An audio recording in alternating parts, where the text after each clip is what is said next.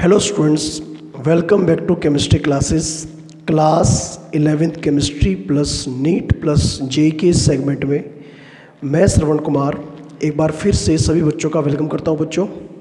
बच्चों आज हमारा 11th क्लास में chapter number 1 basic concept of chemistry and mole concept का लेक्चर नंबर 13 है। ओके, लास्ट लेक्चर हमने आपको प्रोवाइड किया था जिसके अंदर हम लोगों ने बात की थी कुछ important numericals based on empirical formula and molecular formula. Topic बहुत ही ज़्यादा इम्पोर्टेंट था आपके 11th क्लास के एग्ज़ाम्स के लिए, नीट के लिए, जेई के लिए। ठीक है, शीट मैं आप लोगों को जो प्रोवाइड करूँगा वो इन 2-3 टॉपिक्स की कंबाइंड शीट प्रोवाइड करूँगा। ठीक है, जिससे आप लोग जितने भी उसके अंदर टॉपिक वाइज जो क्वेश्चंस दिए हैं वो आप लोग इजीली सॉल्व कर सकें। ठीक है, तो चलिए स्टूडेंट, आज का लेक्चर हम लोग शुरुआत करते हैं और आज हमें एक नया टॉपिक शुरू करना है। टॉपिक बहुत ज़्यादा इम्पोर्टेंट है ये भी, और टॉपिक का नाम है स्टोक्योमेट्रिक कैलकुलेशंस। ठीक है, ये हमारा आज का टॉपिक है। ठीक है, तो स्टोक्योमेट्रिक कैलकुलेशंस हम लोग किन्हें बोलते हैं? एनसीईआरटी में ये टॉपिक इसी नाम से है। आई थिंक ये टॉपिक नंबर हमारा 4 है। ठीक है, तो टॉपिक नंबर 4 क्या नाम है? Stoichiometric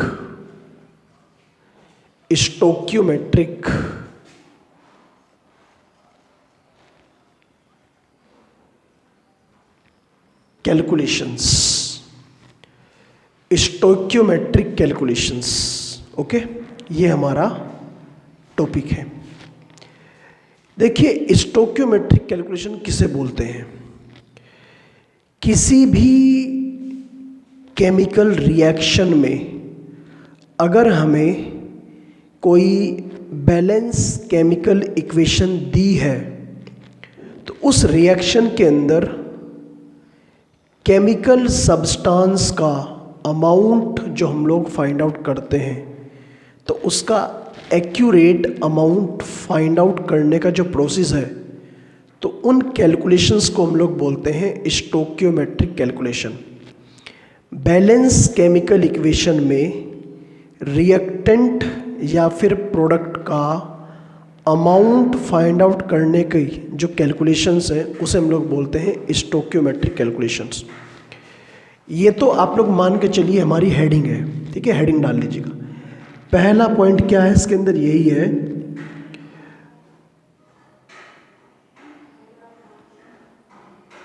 in a balanced chemical equation,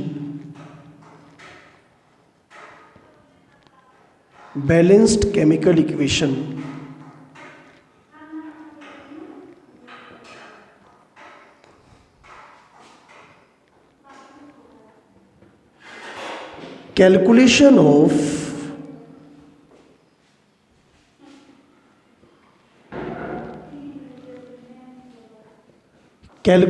of amount of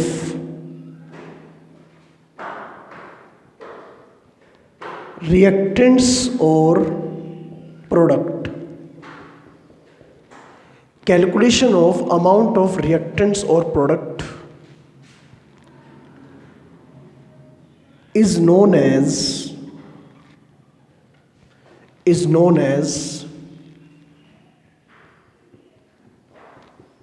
stoichiometric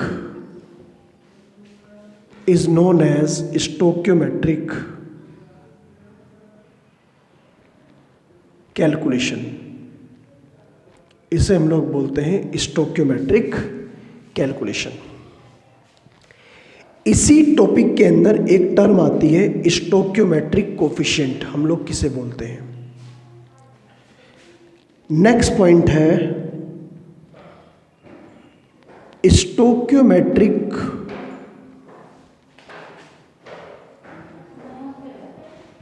coefficient. Stoichiometric coefficient coefficient are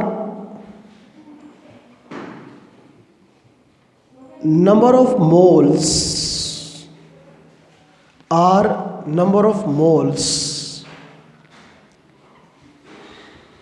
which helps to balance a reaction.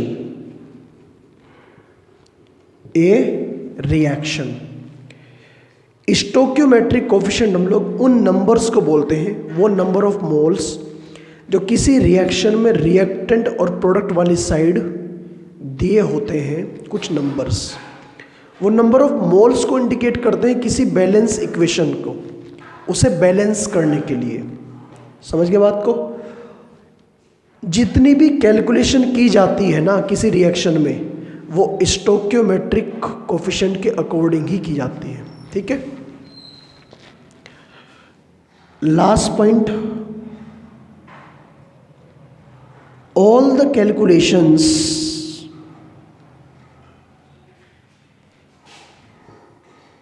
in a reaction,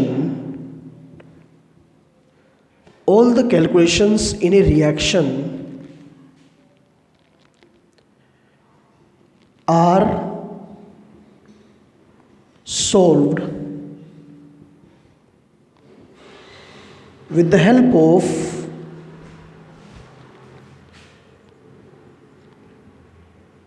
stoichiometric coefficient. ये बात आपको हमेशा ध्यान रखनी है। सारी की सारी कैलकुलेशंस स्टोक्योमेट्रिक कोफिशिएंट के अकॉर्डिंग ही सॉल्व की जाती है। एक बार दोबारा रिपीट कर रहा हूँ, हेडिंग है स्टोक्योमेट्रिक कैलकुलेशंस, ये हमारी आज की सबसे पहली हेडिंग है और ये हमारे, ये मान के चलिए टॉपिक नंबर 4 भी है। टॉपिक नंबर 4 है हमारा। पहला पॉइंट क्या है? In a balance chemical equation calculation of amount of reactants और product is known as stoichiometric calculation. ठीक है, किसी भी बैलेंस केमिकल इक्वेशन में जो हम लोग रिएक्टेंट और प्रोडक्ट का अमाउंट फाइंड आउट करते हैं, तो उसके अंदर जो कैलकुलेशन काम में लाई जाती है उस कैलकुलेशन को हम लोग बोलते हैं स्टोक्योमेट्रिक कैलकुलेशन। स्टोक्योमेट्रिक कोफिशिएंट एक वर्ड आता है नया। Stoichiometric coefficient are number of moles, number of moles कहलाते हैं which help to balance a reaction, जो किसी इक्वेशन को बैलेंस करने में हेल्प करते हैं। All the calculations in a reaction are solved with the help of stoichiometric coefficient. ठीक है, एक एग्जाम्पल लीजिए जरा। एग्जाम्पल है ये, नाइट्रोजन 3 मोल्स हाइड्रोजन आपस में कंबाइन करते हैं और 2 मोल्स अमोनिया बनाते हैं। ये इक्वेशन बैलेंस है, आप देख सकते हैं इसे। कोफिशिएंट क्या होता है? इस मॉलिक्यूल से इधर इसके प्रीफिक्स में जो नंबर होता है, जैसे यहाँ कितना नंबर है 1। अच्छा, 1 को हम लोग दिखाएं चाहे ना दिखाएं इससे कोई फर्क नहीं पड़ता। ठीक है, 1 का मतलब अंडरस्टूड है वो कि वो प्रेजेंट है, जैसे यहाँ पर था, तो इसे हम लोग नहीं दिखाए, कोई दिक्कत नहीं। अच्छा, इसका कोफिशिएंट चलो दिखा देते हैं। इसका कोफिशिएंट कितना है 1, इसका कोफिशिएंट कितना है 3, इसका कोफिशिएंट 2। अब ये कोफिशिएंट हमने यहाँ रख दिया 1, 3 और ये 2। तो ये जो नंबर ऑफ मोल्स हैं किसी भी रिएक्शन में रिएक्टेंट और प्रोडक्ट के, इन्हीं नंबर ऑफ मोल्स को क्या बोलते हैं? स्टोक्योमेट्रिक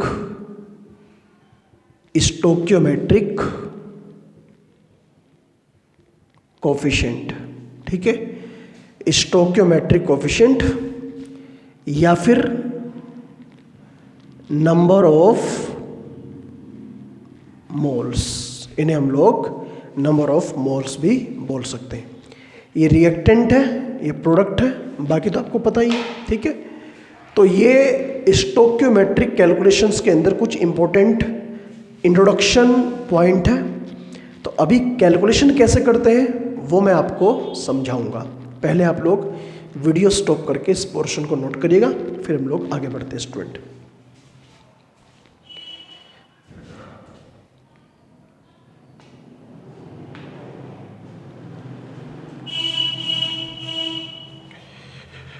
ओके स्टूडेंट, तो ये हमारा आज का टॉपिक नंबर 4 हमने शुरू किया है। वीडियो स्टॉप करके आप लोगों ने इसे नोट कर लिया होगा। अब हम लोग आगे बढ़ते हैं थोड़ा सा इसी टॉपिक के रिगार्डिंग। देखिए, किसी भी इक्वेशन में स्टोक्योमेट्रिक कोफिशिएंट के अकॉर्डिंग हम लोग कौन कौन सा अमाउंट कैसे कैसे फाइंड आउट करते हैं। तो ये पॉइंट ही है एक तरह से, based on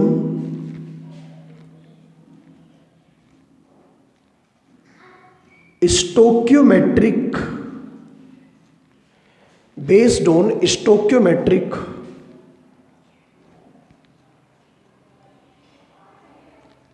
coefficient, based on stoichiometric coefficient we can calculate following। ठीक है, अब जरा ध्यान से मेरी बात को समझने की कोशिश करिएगा। मेरे पास में एक इक्वेशन है जो मैंने आपको अभी कुछ देर पहले भी आपके सामने डिस्कस की। नाइट्रोजन 3 मोल्स ऑफ हाइड्रोजन और 2 टाइम्स अमोनिया। ओके, ये हमारे पास इक्वेशन है। अब तो आपको पता लग गया होगा कि इसका कोफिशिएंट 1 है, इसका कोफिशिएंट 3 है और इसका कोफिशिएंट यहां पर 2 है। और इन्हीं कोफिशिएंट को हम लोग कह सकते हैं नंबर ऑफ मोल्स। आप लोग ये लाइन स्केल से ड्रॉ करें जिससे कि स्ट्रेट लाइन आपको मिले। ठीक है, इन्हीं कोफिशिएंट को हम लोग क्या बोलते हैं बच्चों? इन्हीं कोफिशिएंट को हम लोग बोलते हैं स्टोक्योमेट्रिक कोफिशिएंट। शॉर्ट में लिख रहा हूं स्टोक्योमेट्रिक कोफिशिएंट। ठीक है, या फिर हम लोग इन्हें कभी कभी मोल्स भी बोल देते हैं, जो मोल्स गिवन है।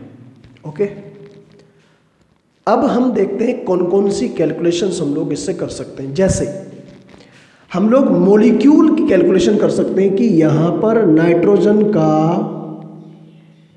1 मॉलिक्यूल यूज हो रहा है, हाइड्रोजन के 3 मॉलिक्यूल यूज हो रहे हैं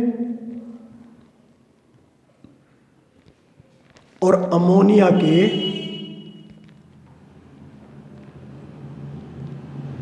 2 मॉलिक्यूल्स यहां पर बन रहे हैं। कि अगर नाइट्रोजन के 1 मॉलिक्यूल हाइड्रोजन के 3 मॉलिक्यूल के साथ में कंबाइन करेगा तब जाकर अमोनिया के 2 मॉलिक्यूल बनेंगे। ये कहना चाह रहे हैं इस रिएक्शन में।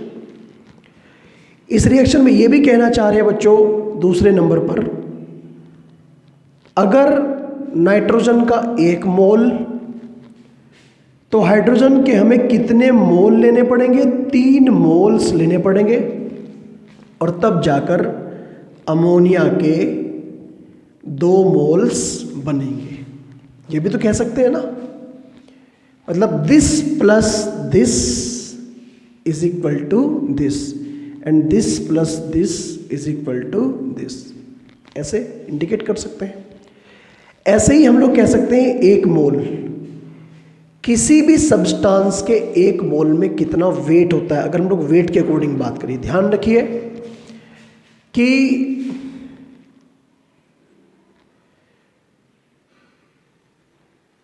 weight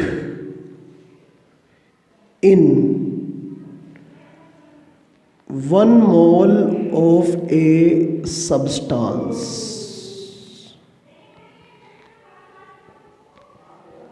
is equal to its molecular mass, उसके मोलिकुलर मास के इक्वल होता है। ये बात आपको ध्यान रखनी है। मैं बात को थोड़ा सा आराम से समझाना चाह रहा हूँ आपको। कोई भी सब्सटेंस है, उसके 1 मोल में कितना वेट होता है, कितने ग्राम होता है, जितना उसका मोलिकुलर मास। ये बात कैसे पता लगी हमें? एक्चुअली आप एक बात समझिए, जैसे मैंने कहा हाइड्रोजन का मेरे पास में 1 मोल है। हाइड्रोजन का 1 मोल मतलब मोल तो 1 है, मोलिकुलर मास कितना है इसका 2। भाई एक H एटम का एटॉमिक मास कितना होता है 1, और जब 2 हो जाएंगे तो मोलिक्यूल बन जाएगा। मोलिकुलर मास कितना है 2 हो गया। तो अगर मैं यहाँ से वेट फाइंड आउट करूँ तो N इज इक्वल टू क्या होता है W/M। तो W इज इक्वल टू क्या हो जाएगा N into M is equal to 1 into 2 मतलब 2 ग्राम का 2 ही इसका मोलर मास था, 2 ही। कहना मैं चाह रहा हूँ एक बार बहुत आराम से धीरे से, किसी भी सब्सटेंस के 1 मोल में कितना वेट होता है, जितना उसका molecular mass. Weight in 1 mole of a substance is equal to its molecular mass. ठीक है, मतलब नाइट्रोजन के 1 मोल में कितना वेट होगा 28 ग्राम नाइट्रोजन, प्लस हाइड्रोजन के 3 मोल में कितना वेट होगा भाई 1 मोल में तो 2 ग्राम, 3 मोल में 6 ग्राम, 6 ग्राम। अमोनिया के 2 मोल में कितना होगा 1 मोल में 17, तो 2 मोल में 34 ग्राम। लेकिन ध्यान रहे ये किसके अकॉर्डिंग है, according to law of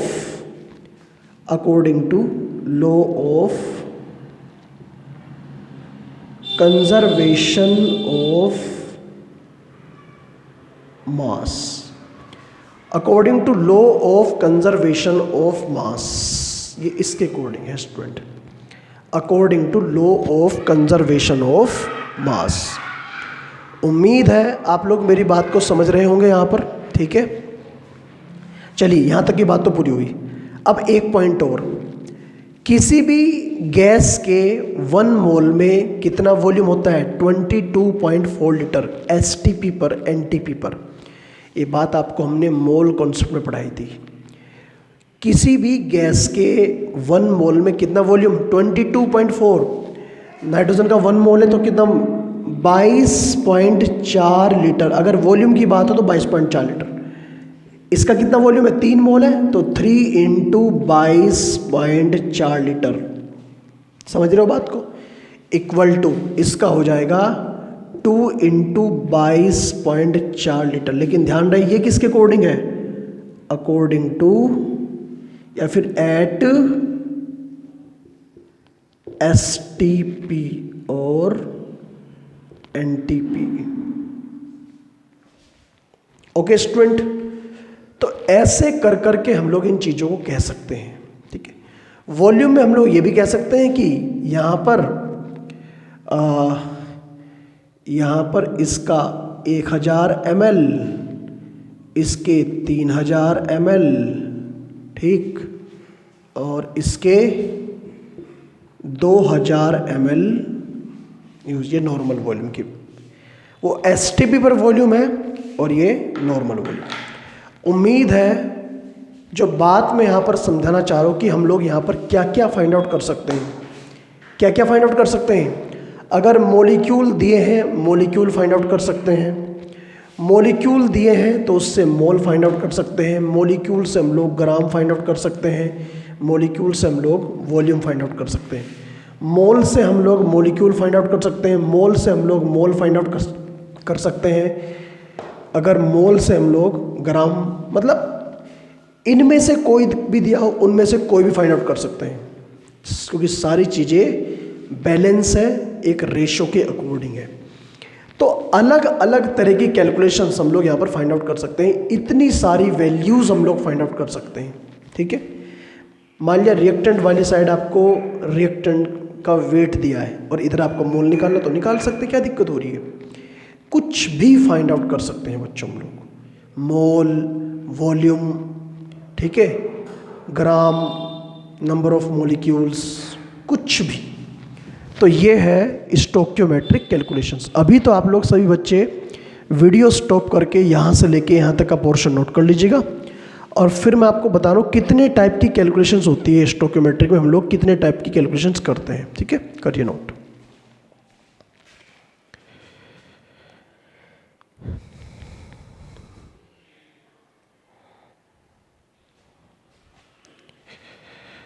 okay student, तो देखते हैं हम लोग यहाँ पर स्टोक्योमेट्रिक कैलकुलेशंस में हम लोग कितने टाइप की कैलकुलेशंस कर सकते हैं। ठीक है, कितने टाइप की कैलकुलेशंस हम लोग यहाँ पर कर सकते हैं। एक छोटी सी heading, types of calculations. Types of calculations,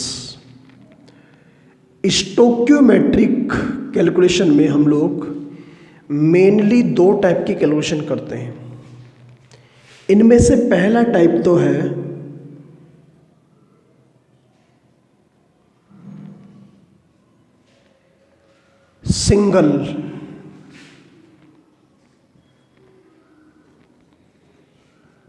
single reactant based calculation.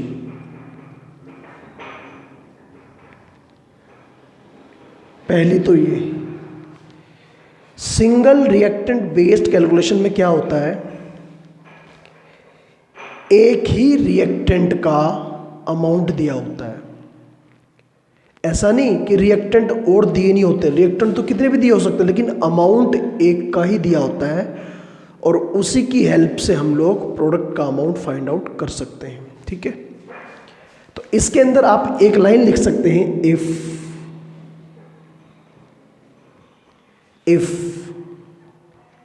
Amount.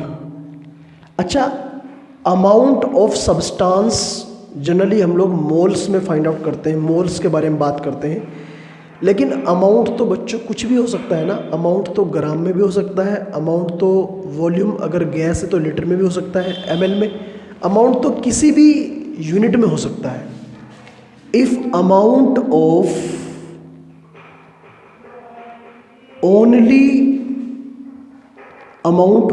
Only one reactant is given, केवल एक रिएक्टेंट का अमाउंट गिवन हो, and we need to find out amount of products. अब चाहे प्रोडक्ट कितने भी हों, उन सब का अमाउंट हम लोग इसी रिएक्टेंट के अमाउंट से फाइंड आउट कर सकते हैं। अगर एक ही रिएक्टेंट का अमाउंट गिवन हो और बाकी कितने भी प्रोडक्ट का अमाउंट हम लोग फाइंड आउट कर सकते हैं, जितने होंगे उतनों का। तो एक तो सिंगल रिएक्टेंट बेस्ड कैलकुलेशन, पहला तो ये, इसे भी आप लोग एज ए हेडिंग ट्रीट कर सकते हैं। ये हेडिंग है हमारी पहली हेडिंग, इसे हम लोग डिटेल में पढ़ेंगे। अब इसके अंदर कितने केस बनते हैं, इसके अंदर जैसे पहला केस बनता है, कैसे, मान लिया अगर आपको मोल गिवन है और आपको मोल ही फाइंड आउट करते, तो मोल कैलकुलेशन।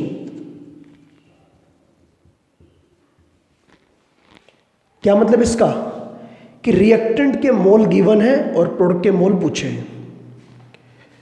दूसरी इसकी कैलकुलेशन हो सकती है मोल मास कैलकुलेशन, मतलब रिएक्टेंट के मोल गिवन है और प्रोडक्ट का मास पूछा है, या इसका उल्टा हो सकता है कि प्रोडक्ट का मास गिवन है और रिएक्टेंट का पूछा है, बात तो एक ही है ना, ठीक है। उसके बाद में तीसरे नंबर पर अगर मान लिया mole and volume calculation, next अगर मान लिया मास कैलकुलेशन, ऐसा भी तो हो सकता है ना, जैसे वॉल्यूम कैलकुलेशन, ओके। या फिर जैसे आपका हम कह सकते हैं कि मोल और वॉल्यूम कैलकुलेशन, ठीक। मेरी बात को आप लोग जरा ध्यान से समझने की कोशिश करिए। ये जो पहला केस है इसमें क्या कंडीशन है, if amount of only one reactant is given, किसी एक रिएक्टेंट का अमाउंट गिवन है। मैं फिर कह रहा हूं ऐसा नहीं है कि रिएक्शन के अंदर एक से ज़्यादा रिएक्टेंट नहीं दिए होंगे, रिएक्टेंट तो दिए होंगे, एक से ज़्यादा हो सकते हैं, बट अमाउंट जो दिया होगा वो किसी एक का दिया होगा, किसी एक का अमाउंट दिया होगा और उसकी हेल्प से जितने भी प्रोडक्ट हैं उनका अमाउंट फाइंड आउट किया जाएगा।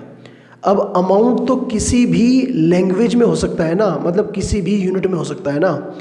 मोल्स को भी हम लोग अमाउंट बोलते हैं, मास को भी हम लोग अमाउंट बोलते हैं, वॉल्यूम को भी हम लोग अमाउंट बोलते हैं, इन सभी चीज़ों को हम लोग अमाउंट बोलते हैं। अब इसके डिफरेंट केसेस हैं, मतलब जितने भी हो सकते हैं सारे केसेस बन सकते हैं।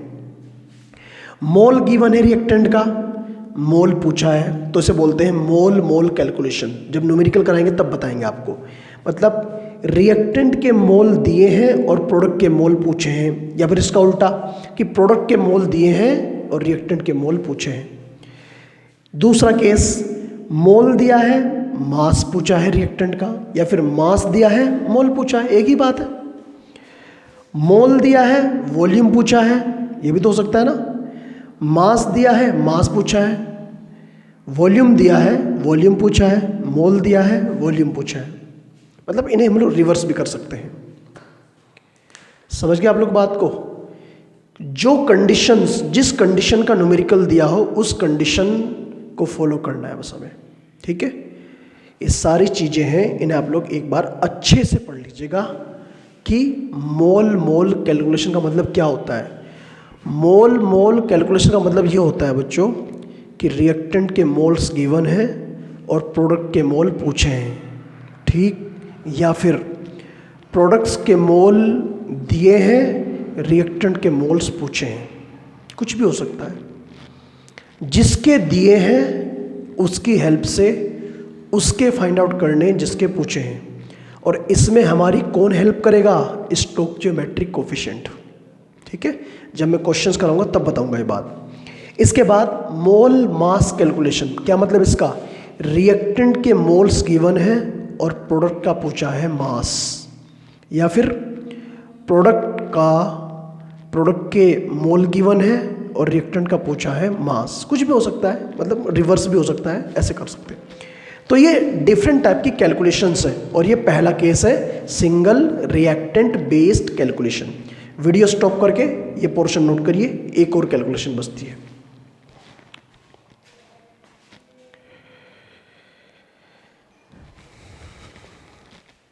ओके, तो चलिए स्टूडेंट, आज तो समय नहीं बचा, समय हमें इस बात की परमिशन नहीं दे रहा कि आज के लेक्चर को हम लोग और ज़्यादा आगे बढ़ाएं, क्योंकि लेक्चर कंप्लीट होने का टाइम हो चुका है।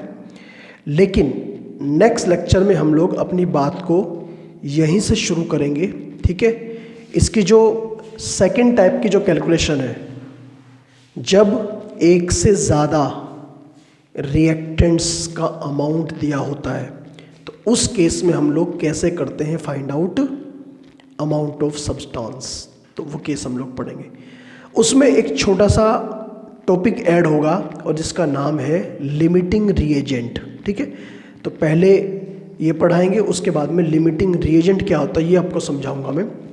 तो चलिए स्टूडेंट, आज के लेक्चर को हम लोग यहीं पर कंप्लीट करते हैं और मिलते हैं नेक्स्ट लेक्चर में। हम लोग इसी टॉपिक की शुरुआत करेंगे।